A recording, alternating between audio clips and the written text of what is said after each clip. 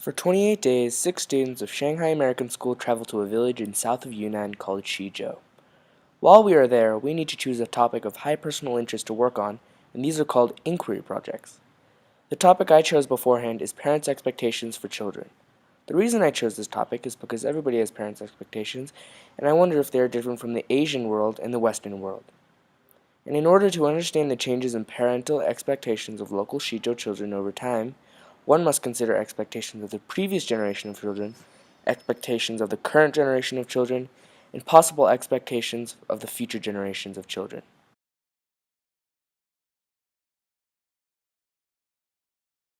Parents' expectations have changed over time drastically.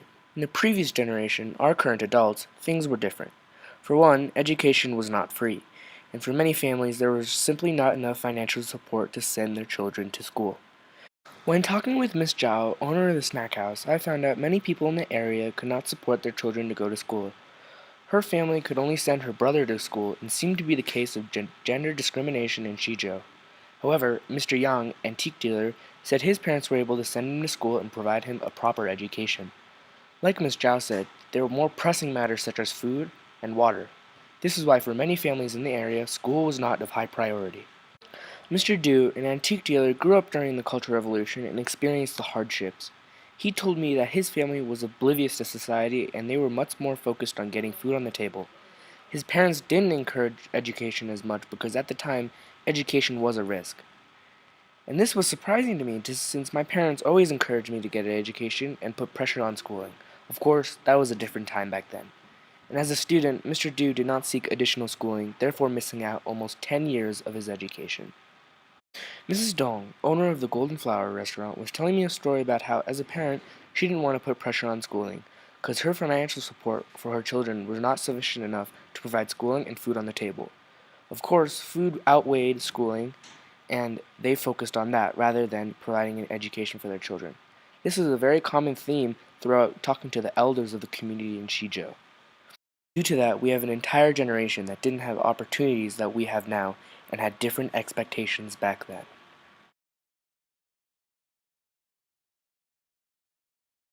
Today's generation, our current children, also have it very different. Nowadays in China, schooling is free up until high school so that everybody can send their child to school. Because of this, doors of opportunities are opened up for children and their parents. Talking with Miss Lee, owner of a tea shop, she said that she had troubles with helping her daughter with homework, since as a child she wasn't provided a proper education much like everybody around her. It is very difficult for her to help her daughter on her homework. However, she said she enjoys it because it also gives her a chance to get schooling from her daughter.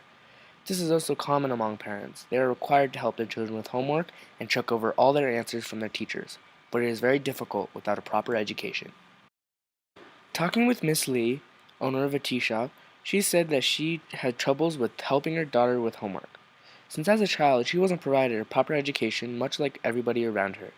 It is very difficult for her to help her daughter on her homework. However, she said she enjoys it because it also gives her a chance to get schooling from her daughter. This is also common among parents. They are required to help their children with homework and check over all their answers from their teachers, but it is very difficult without a proper education.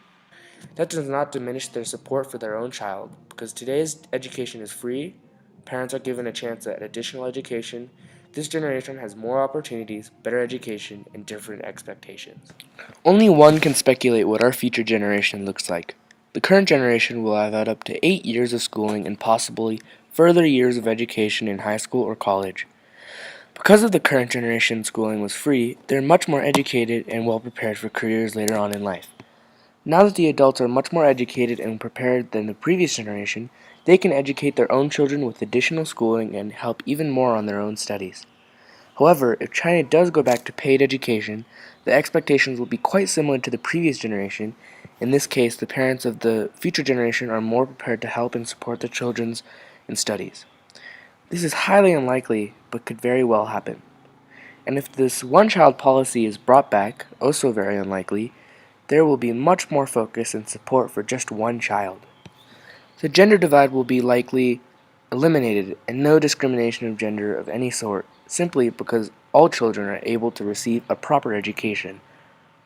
The pressure will be even higher in the future since many parents have received an education, and a big reason the previous generation didn't have much pressure on them at schooling was because schooling was simply not an option for them.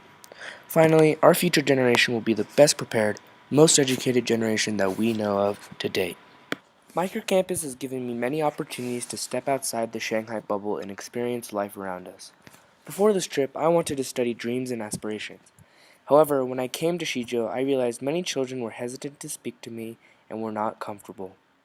I started talking to many of their parents, and this is where I found my inquiry project on parents' expectations. Undoubtedly, parents' expectations have changed drastically over time, affecting children all over the world. Through my experience, I have found that parents' expectations are different all around us, and to see the development and advancement of parents' expectations of education was truly amazing. I was able to connect with all the people here in Shizhou, the children, the adults, and the grandparents.